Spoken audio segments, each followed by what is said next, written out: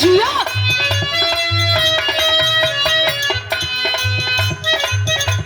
भैया हेलो हम तो ऐसा मेहरारू से बिल्कुल परेशान बानी। हेलो का कहीं परेशानी से रहल ना जात हो कहल जरूरी बा। हाँ भाई का होए गोरी बोला ये गोरा सुनत आरू ना काका हमारे कान में जाए दो ई कोची पंचामृत का पिया है। सुना सुना सुनाइए लो मिलल दाता काटानी हो में हरिया मिलल दाता काटानी हो में हरिया से जरिया पर दाता से काटई हो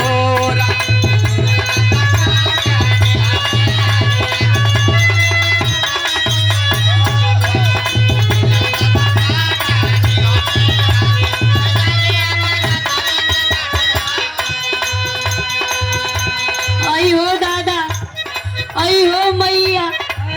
ऐसन मरद हम ना देखलियो रे दीदिया काहे रे ऐसे ऐसे ऐसे काहे बोल- मेहरारू के बेइज्जती सरवा मंच पे आके करत है के मैया अरे अरे हमरो बतिया सुनबो हो अच्छा सुनाओ तो। ए भैया तनी आप लोग सुनो जाए इनकर लक्षण कैसन बा अच्छा तो सुनाओ ना हमर का लक्षण है।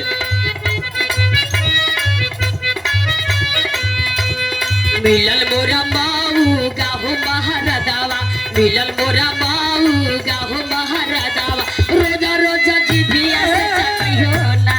अच्छा ई बात है।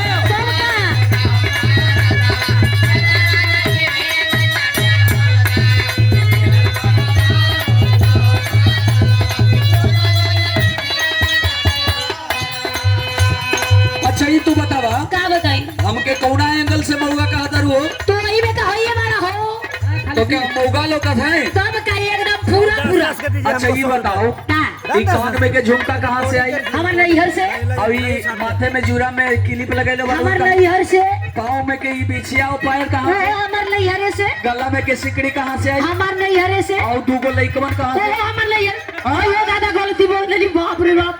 अयो मैया तोरा चक्कर में हमरा से गलती बोला गेले हो दादा कोई से ना कहिया ई बतिया हो बा अयो दादा ना कहिया कोई से ना कहिया भाई अच्छा तो नैहर के ना हो ना वो तोहरे हो तो कैसे मौगा कही थे कबो कबो कहा जाला जी रहती जब हम रहती जब हम हो माऊ गावा कावा कहे सब दिन के डाटई हो अयो दादा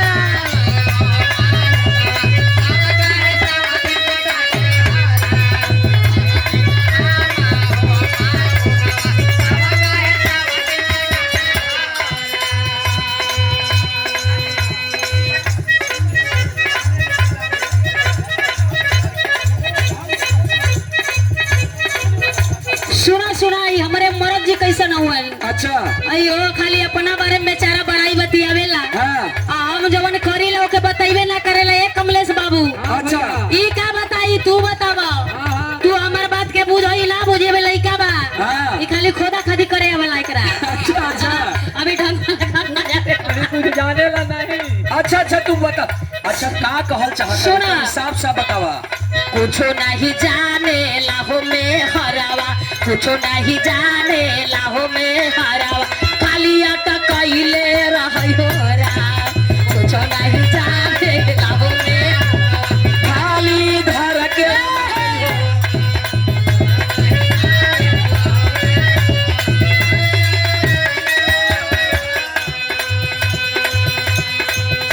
अच्छा तो ऐसा बात हो देखा ऐसा कुल बात ना बोले के चाहिए आ कैसन बोली तो जैसन तोहर लक्षण बा वैसन बोला त नहीं निमन से रहो हाँ तो तब सब कुछ में दी ए चाहे नीमन से चाहे रही गलत से रही अगर छोड़ देवा तो जाके कोर्ट पर आधा हिस्सा ले ले समझ लो सहल नहीं जाता तो हर रहनिया हम कैसन रहीला जी उल्टी पल्ला मार के लिपस्टिक लगा के चुमुक चमक रहीला जी अच्छा तो मेहरारू के यही आदत होगी तो का रहे के कि चाहिए मर्द कुछ बोले तो टप से होकर जवाब दे दे तब गलत इल्जाम लगाइबा त का कर पटक के मरबो कर पत्नी के पतिव्रता रहे के चाहिए ए आजकल के जब पति पत्नी वार्ता नहीं कर तो पत्नी कैसे पतिव्रता हो जाई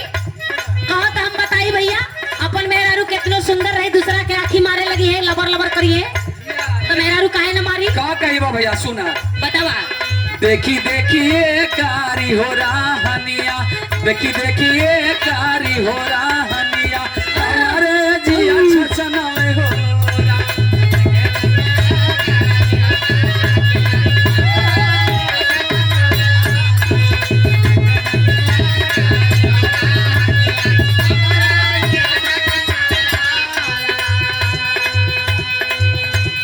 अच्छा तो सुना, अच्छा ये हमार रहन तो देख लेलन हो कमलेश बबुआ, हाँ लेकिन अपना बारे में जड़ी को नहीं खन बतावत। अच्छा काहे? चाचा लोग का कहिए कि औरतिया खराब मिल गई बिया कार रे। अच्छा अच्छा कर नौटंकी ये बेचारा गाय बना हथिन गाय, अच्छा। लेकिन एकदम साढ़ हथिन छुट्टा साढ़। अरे बोल ना तू कौची कहल चाही थे हम कही थी ना साढ़वा कैसे कराऊ जड़ी सुन ल तो हाँ हाँ अच्छा ठीक एकदम तार देले हो हमरा। हाँ तो सुना कौची कहल चाहत है बोल कही थियो हाँ जब हम जाइला हो पहजरावा, जब हम जाइला हो पहजरावा, खाली टुकुर टुकुर ताकई हो। अच्छा अच्छा ये बात है।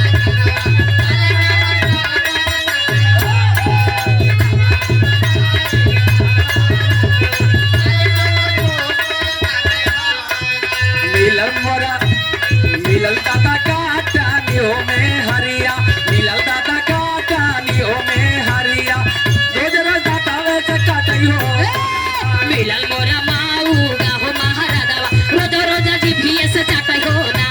मिलल दादा काटा नियो में हरिया रोज रोज दाता वैसे काटई हो मिलल मोरा माऊ गाहो महाराजावा, रोज रोज जीभिए से चाटई हो